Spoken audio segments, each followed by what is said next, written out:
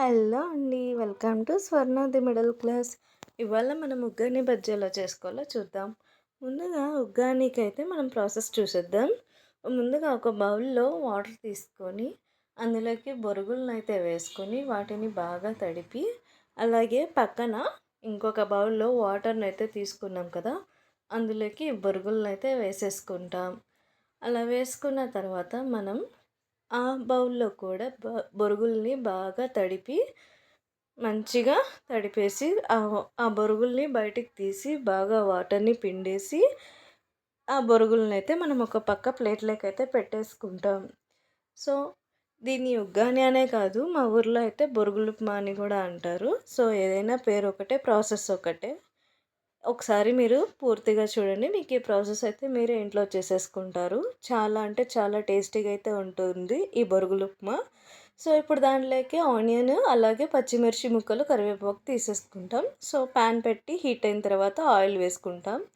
అది కూడా హీట్ అయిన తర్వాత మనం ఆవాలు వేసేసుకొని, ఇప్పుడు అది కూడా హీట్ అయిన తర్వాత మనం ముందుగా కట్ చేసి పెట్టుకున్న పచ్చిమిర్చి ముక్కలనైతే అందులోకి వేసుకొని ఒక 2-3 మినిట్స్ వరకు బాగా చేసుకుంటాం. అప్పుడైతే మనకి మిర్చి అనేది కారం లేకుండా ఉంటుంది.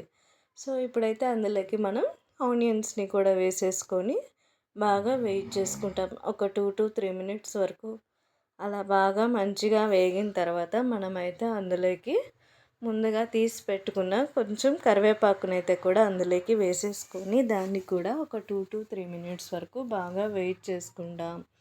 అలా వేయించుకున్న తర్వాత మనమైతే అందులోకి కొద్దిగా పసుపునైతే కూడా యాడ్ చేసేసుకుంటాం.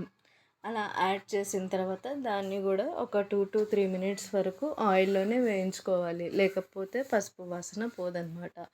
సో, ఆ పసుపు వాసన పోయేంత వరకు బాగా చేసుకుంటాం.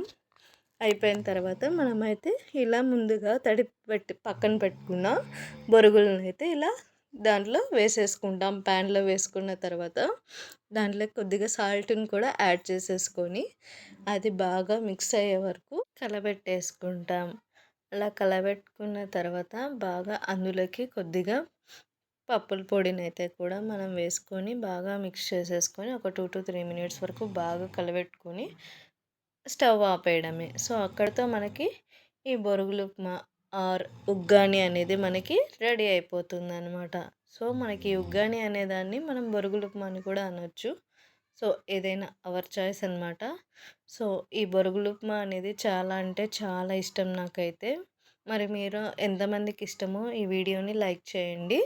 చూద్దాం ఎంతమందికి బొరుగులు ఉప్మా అంటే ఇష్టం ఉంటుందో. సో, ఇలా అయితే మనకి రెడీ అయిపోయింది ఉగ్గాని అనేది.